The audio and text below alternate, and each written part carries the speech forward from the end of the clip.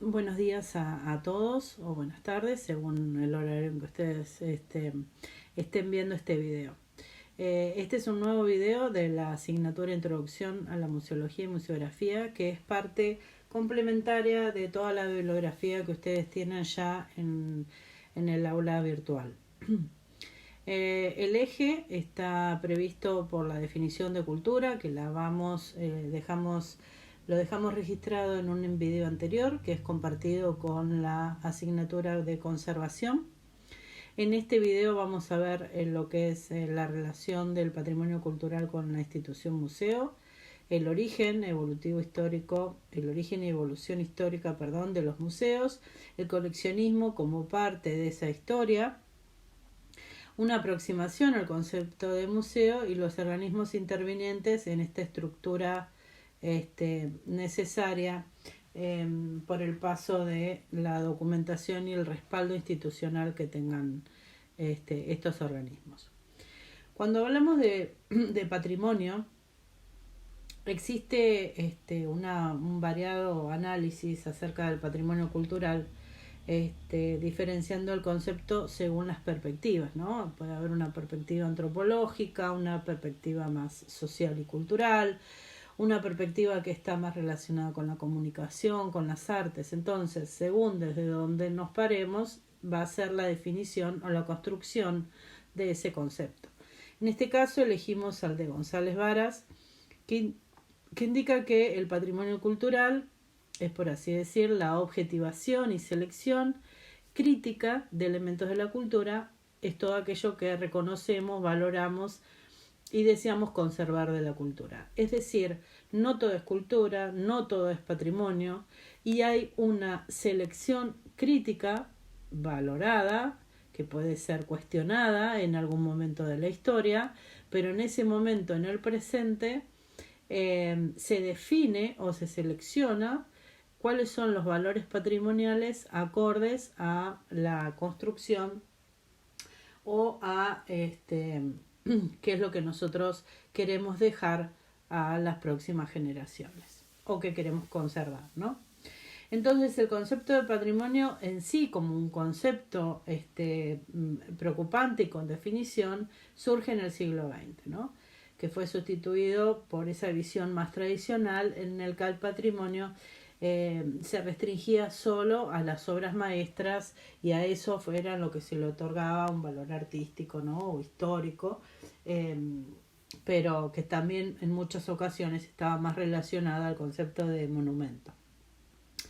Pero el concepto evoluciona y es dinámico. Lo digo en el presente porque sigue evolucionando y sigue dando modificaciones porque está relacionado plenamente con los valores que la sociedad le vaya otorgando, ¿no?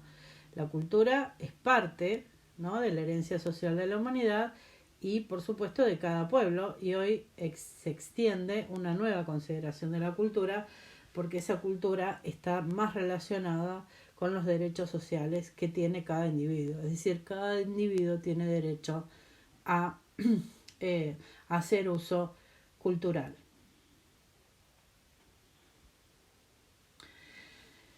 Si bien es relevante, ¿no?, y cuantiosa toda la bibliografía referente a patrimonio, bueno, también del mismo modo hay gran cantidad de entidades e instituciones internacionales, como todas las que vemos aquí, la UNESCO, la ICOM, el ICOMOS, que han generado sus propios documentos, definiciones y sus relaciones de elementos patrimoniales.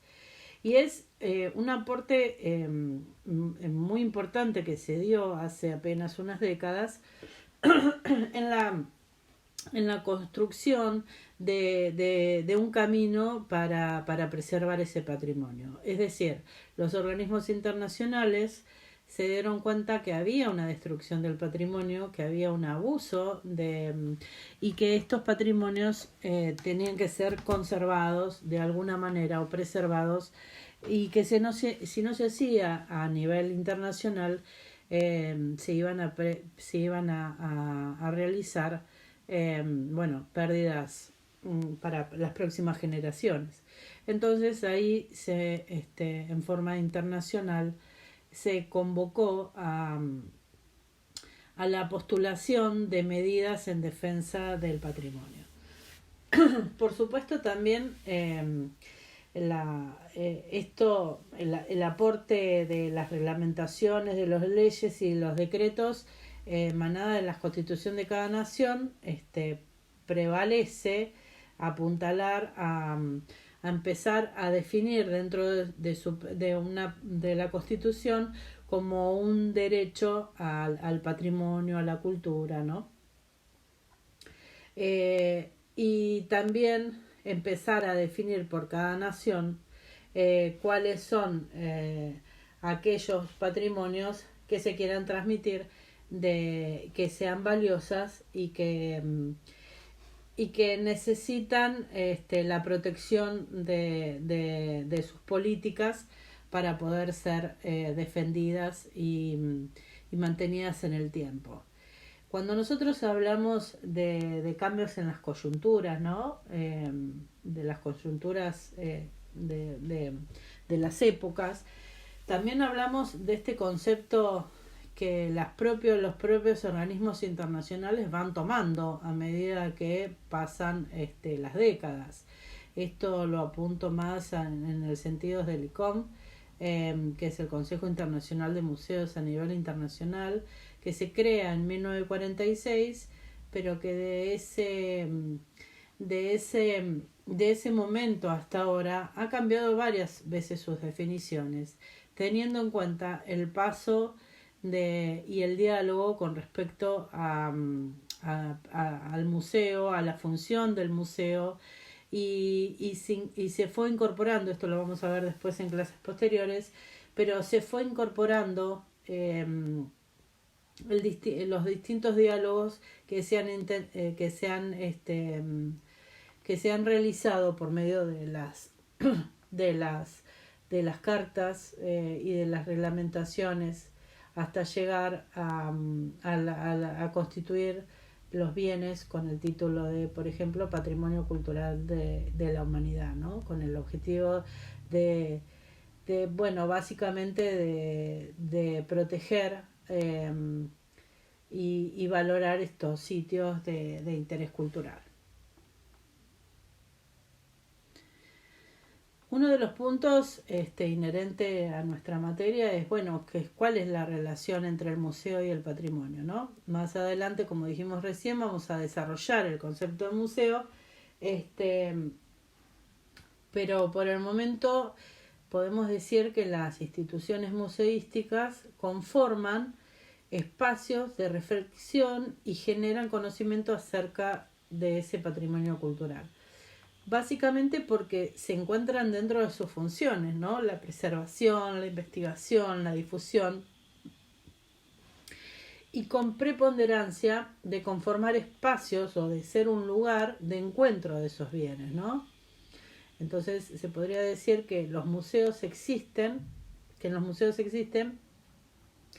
objetos museísticos que conforman colecciones que interesan o que en algún momento fueron definidas por su valor para ser atesoradas, ¿no? Teniendo en cuenta que el patrimonio es parte de la identidad cultural de una nación, los museos, por supuesto, promueven esa identidad y cada vez lo hacen más especializados en cuanto al profesionalismo. Esto es algo que es uno de los baluartes de la incorporación de diferentes disciplinas al ámbito museístico, ¿no? El interés también por la opinión de sus visitantes es otro rasgo de este siglo, y también la importancia cada vez mayor en la relación con el patrimonio local, ¿no? Entonces, a lo largo de los años hubo un cambio de paradigma, ya dejando la idea que estaba centrada en el objeto, este objeto rígido con su propio discurso, a transferirlo para estar centrada en otros que deban dialogar con la sociedad, ¿no? Por supuesto, reclamando una nueva comunicación en los museos, o por lo menos intentándolo. Cuando hablamos de este proceso, ¿no? La naturaleza del objeto del museo, es decir, el objeto sacado del ciclo natural de su lugar, sufre dos procesos que lo desnaturalizan. Primero, la musealización, que es por lo cual se entiende que el objeto, al entrar al museo para formar parte de una colección, pierde su valor de uso y su valor de cambio, ¿no? Para adquirir un nuevo valor, una resignificación de su valor, un valor más simbólico, y ser reconocido a partir de ahí. Es decir, si nosotros, si en el museo se encuentra, por ejemplo, un arqueólogo, un cacharro de la época 200 después de Cristo, en las calles de Roma, ese objeto, en su momento, su valor de uso fue seguramente tomar agua en las comidas. No tenía ningún valor, fue creado solamente para tomar agua. Bueno, hoy en día ese cacharro, si es que no existieran otros, y tiene una resignificación de ese valor, incorporándolo a la colección o parte de la colección del museo. Entonces lo que estamos viendo es que un objeto no fue creado como patrimonio ni como cultura, pero hoy es parte de este discurso de esa colección de ese museo, ¿no? Y en segundo lugar, bueno, el proceso de patrimonialización, que obviamente es consecuencia de la musealización e implica que el objeto de museo alcanza su máximo potencial como portador de información y como también herramienta interpretativa, es decir, que forma parte de un determinado discurso y de una estrategia educativa, ¿no? Institucional. Así lo dice muy bien Oscar Navarro en uno de sus artículos, ¿no? Pero lo que sí se afirma es que hoy los museos, bueno, son espacios de comunicación, o por lo menos desde ahí se deberían interpretar o interpelar. Acá vamos a ver entonces en esta diapositiva un poco el origen y la evolución histórica de estos museos. La historia de los museos evoluciona con la sociedad, conforma la misma mirada, es un reflejo de sus paradigmas sociales que se producen obviamente en un tiempo y un lugar, ¿no?, definido. Por lo tanto, se puede decir que esa evolución tuvo siempre la mirada de ser interpretada por un fenómeno de efectos socioculturales, ¿no? Por supuesto no fueron ingenuos en las consideraciones o las acciones de su pasado, ni tampoco lo son en su presente. La selección de los objetos a conservar dentro de su museo, la conformación de tal o cual colección, el campo de acción de su disciplina y todos los enfoques, por supuesto, son productos de sensibilidades sociales de cada época, ¿no? Es decir, antes los museos, estos museos enormes, como lo vemos acá, el British o el Louvre, son museos que en algún momento fueron cuestionados o son cuestionados por sus colecciones. Cuando hablamos de obviamente del origen y de la historia de los museos, tenemos que tomar al coleccionismo como primer entre a esta etapa de la historia, ¿no? El coleccionismo es la ficción a coleccionar objetos, ¿no? Entonces, ¿qué es la colección? Bueno, aquel conjunto de objetos que, manteniendo temporal o permanentemente fuera de la actividad económica, se encuentra sujeto a su protección especial con la finalidad de ser expuesto a la mirada de los hombres. Bueno, eso es un poco la definición de la RAE, pero es que son los primeros intentos en donde el hombre hace una primera selección de lo que él quiere mantener con la protección, ¿no? Con una protección, que es lo que también hoy se está haciendo, hoy se llama conservación, ¿no? Preservación, pero una protección especial para que esos objetos sean reunidos en algún lugar. De esa manera se podrán coleccionar. Esto, estos hechos relacionados con los hechos significativos en cuanto al origen de los museos, tiene su afán de coleccionar desde la antigüedad, ¿no? Pero un hecho puntual fue el coleccionismo, ¿no? Como aparición de seleccionar algo diferente, ¿no? Que después se convirtió en patrimonio, y la época de la Ilustración puntualmente como un proceso puntual, lo que fue la Revolución Francesa. Cuando hablamos de la antigüedad, entonces, como estos dos conceptos decisivos para el origen de los museos, en la antigüedad, Egipto, Grecia y Roma, donde se fijaron las primeras ideas de recolección y de apropiación de estos objetos, ¿no?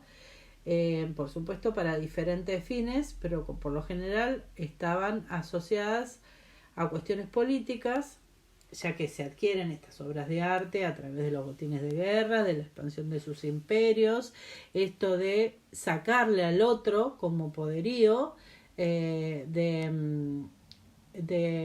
expansión y de invasión hacia el otro, ¿no? También obviamente esto se produjo en lo religioso, como santuarios y mausoleos, el tema del coleccionismo, ¿no? En una primera etapa, y a partir del nacimiento del cristianismo, las iglesias y los monasterios colman todas sus instalaciones con obras de artes y objetos de uso litúrgico, bueno, con la visión de ser un reflejo de prestigio religioso, de prestigio social, ¿no? Entonces vamos modificando en este largo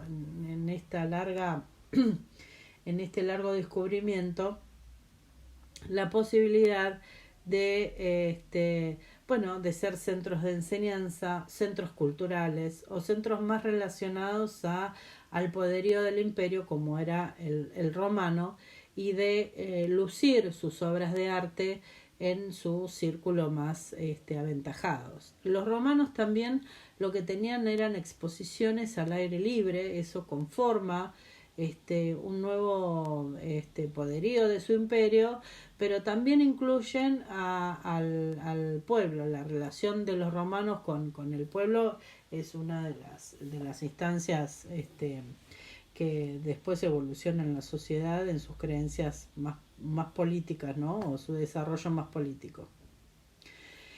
Bueno, como veníamos viendo recién, en la Edad Media, ¿no? En estos 1000 años de historia, el posicionamiento de la iglesia ya se incorpora como parte de también la construcción educativa del propio cristianismo, ¿no?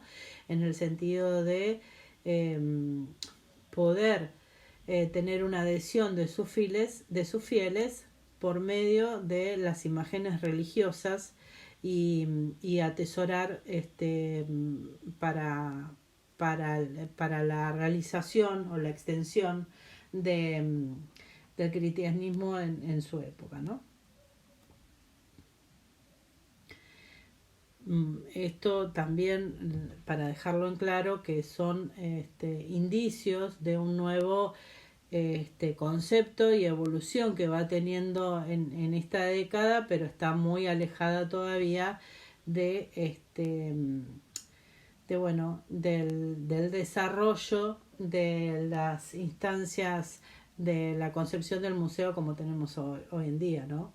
Es un inicio diferente a un nuevo coleccionismo que se da en la Edad Media, y que obviamente en este punto se apunta específicamente de una manera casi exclusiva por la Iglesia como institución, que se convierte un poco en el centro de ese mundo artístico, frente también, como también este periodo de la Edad Media lleva aproximadamente 1000 años, obviamente en la Edad Media, en la baja, en la media o en la alta, hay diferencias de décadas con diferentes significados, ¿no?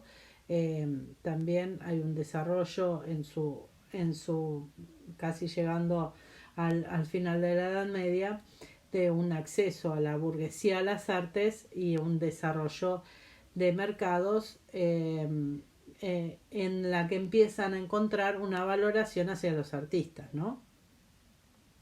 Esto representa un papel muy significativo para el desarrollo del coleccionismo. La Edad Moderna es una edad que comprende, el siglo XV al siglo XVIII, y como movimiento cultural más destacado surge el Renacimiento, ¿no? El Renacimiento es un renacer, como siempre se dice, venir de una era más oscura, aún en donde el hombre se posiciona como centro, como viendo sus propias necesidades, y desde ahí surge este gran movimiento que fue cultural, que fue el Renacimiento, y que supone también una revalorización del mundo clásico, ¿no? Y de todas las culturas antiguas, el neoclasicismo, volver a ver la etapa del antiguo, de la antigüedad, y valorarlo. Por eso también se emprenden los primeros viajes a Oriente, a Egipto y a Grecia. Y también, como diferenciación de esta etapa, se conciben las colecciones renacentistas, se conciben como elementos de prestigio, pero por las grandes familias italianas, ¿no? Ya dejan de ser dedicadas exclusivamente al imperio, a las políticas, sino que se generan como prestigio de poder a estas grandes familias, como fueron los Strozzi, los Russella y los tan conocidos Medici, que sienten un gran interés por la adquisición de obras de arte, por lo que existe un crecimiento exponencial del coleccionismo en esa época, ¿no? Y a partir ya del siglo XV se comienza a abandonar esa idea de tesoro como objeto solo por su valor material y simbólico, y se resalta, que esto es un punto crucial para los movimientos artísticos, se resalta el valor histórico y artístico y documental del objeto, ¿no? de las obras de arte, ¿no? Esto es un punto y una reversión de interés también hacia el patrimonio, ¿no? Entonces la concepción renacentista del museo colección, que se heredó básicamente de la concepción romana, pero formulada como el más claro precedente, podríamos decirlo así, del concepto del museo moderno, ¿no? Ya empezaba ahí sus indicios. También en el siglo XVII hay o se manifiesta un interés creciente por la historia humana y natural, ¿no? Y de esta manera se generan o se crean colecciones especializadas, ¿no? El acceso de la burguesía, como dijimos anteriormente, crea un público para acceder al arte, y esto los convierte en prestigio. Por esto estas familias también consideran la adquisición de estas colecciones como parte relevante de su poder. Como todo obviamente tiene relación entre una cosa y la otra, en esa época nacen las primeras asociaciones científicas en el mundo. Entonces la Academia de Ciencias en París, en el 1660 más o menos, el Royal Society en Londres, y las clasificaciones sistemáticas del mundo, ¿no? En verlo en vivo y artificial, bueno, ayudaban a los coleccionistas en sus tareas y reflejan más el espíritu de un sistema, ¿no? El racionalismo, el enfoque enciclopédico de estos conocimientos en Europa, ¿no? La concepción, ¿no? De la concepción ilustrada o el museo como instrumento científico, y también empiezan las primeras cuestiones de idea de algún tipo de conservación, ¿no? De aquellos testimonios de la creación humana. Las cámaras de curiosidades, ¿no? Se desarrollan básicamente en los Países Básicos, pero se extiende en toda Europa. Se conoce por diferentes nombres, y también se aplican algunas diferencias entre unos y otros, pero básicamente pintura de gabinetes, gabinete de curiosidades, Kunstkammer en Dinamarca. Bueno, se denominan de diferentes formas, y lo que sí tienen es la división, ¿no? de sentido o de algún orden que le permite organizar colecciones según las piezas. Se denominan artificialia, que para agrupar aquellos objetos creados por la mano del hombre, y naturalia, más que nada relacionado con las criaturas, los objetos naturales, las plantas, los animales, ¿no? Más como un fin más científico, ¿no?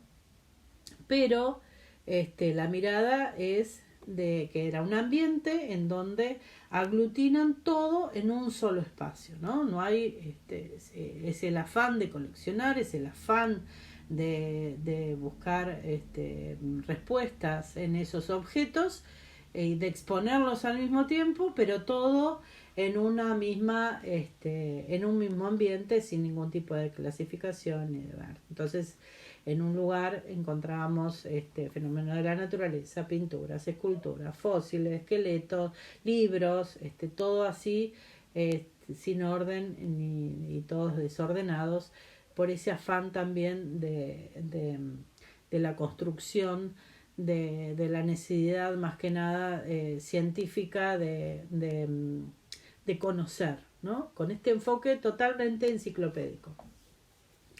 Pero bueno, estos son considerados los antecedentes también del museo moderno, ¿no? Conjuntamente con las conquistas de América, también esto generó un gran interés por las piezas que se encontraban también en nuestro continente. Entonces, en especial, por supuesto, el oro y la plata, que ustedes saben que está muy completo en los museos de Europa, con estas piezas únicas, en las cuales iban a ser ofrendadas o a los reyes, o también los mismos exploradores que venían acá a una forma de expropiar esos objetos y de llevarlos a Europa. Esto también generó, conjuntamente con todos los objetos que tenían en la antigüedad, la necesidad de la construcción de edificios exclusivos para albergar todos estos objetos, ¿no? Y así también nacen los primeros museos oficiales, como es el caso de el primer museo de Ashmolean Museum de Oxford en 1683, que es considerado el primer museo universitario del mundo abierto de manera regular al público, pero continuando con ese carácter enciclopédico que aparecen en el siglo de las luces europeo. Por supuesto que la Revolución Francesa es otro hecho relevante, no solo obviamente para los movimientos culturales, sino para los movimientos políticos del mundo. Pero habían, conjuntamente con la Revolución Industrial, provocaron cambios sociales significativos entre finales del siglo XVIII y durante el XIX, ¿no? Entonces, en esta instancia, obviamente, de lucha, de sacar a la monarquía de sus privilegios, los museos fueron, el museo, básicamente el Louvre, fue considerado uno de los pilares para el cambio de visión de los bienes de las monarquías a los bienes a los ciudadanos. De esa manera se crearon en este periodo varios museos, pero respondiendo específicamente a la proclama de la formación de museos públicos con dos finalidades primordiales. Uno fue lo educativo, es decir, crear a esa clase analfabeta la posibilidad de darle otras instancias educativas, y por el otro lado también la conformación de un enriquecimiento del patrimonio nacional provocado por el desmantelamiento como dijimos recién, de la cultura artística de la monarquía o de la aristocracia, para darle a un florecimiento al arte más burgués, ¿no?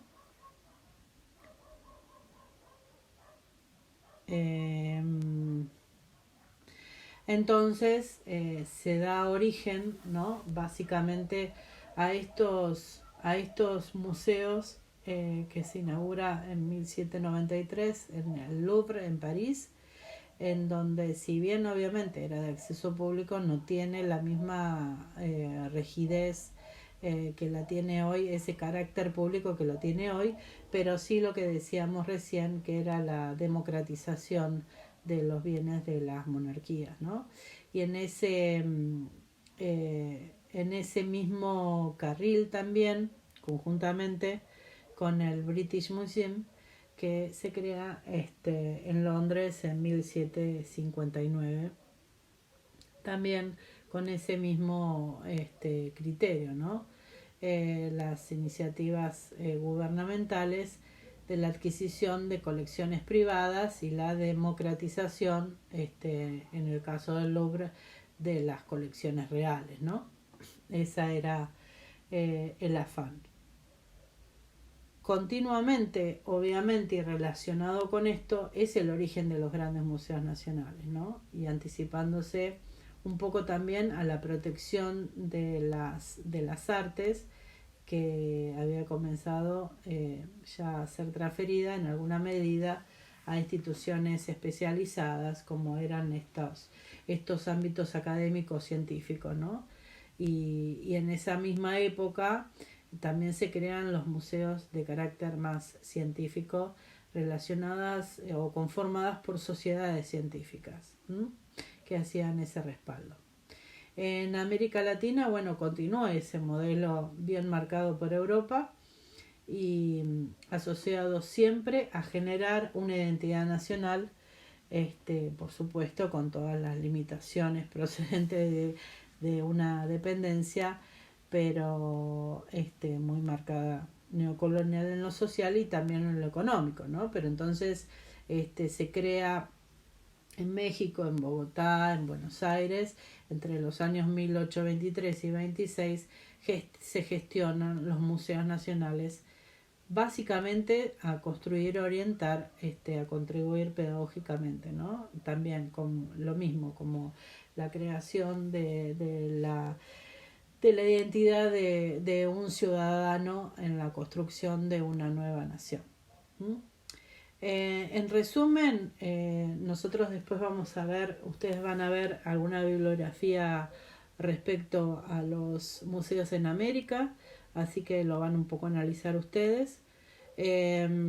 Pero sí queremos dejarle así como un resumen, que el cambio del concepto de patrimonio, de museo y de cultura son cambios que están relacionados y constituidas con un diálogo en la sociedad. El avance político, social, artístico de la sociedad va generando cambios y definiciones en la estructura misma de las instituciones, ¿no? De las instituciones culturales, específicamente de las instituciones museísticas. Y conjuntamente los organismos internacionales son aquellos que van de la mano con estas estructuras, poniendo algún registro legal, reglamentación, leyes y demás en la conformación de definir un patrimonio para nuestras futuras generaciones. Como último también decir que el siglo XIX afianza este concepto moderno y ya en el siglo XX se conforma como un museo más organizado, vivo, didáctico, con esta acción cultural. Después vamos a ver en el siglo XXI qué es lo que pasa y qué es lo que sigue pasando con este concepto de museo. Bueno, nos vemos en la próxima.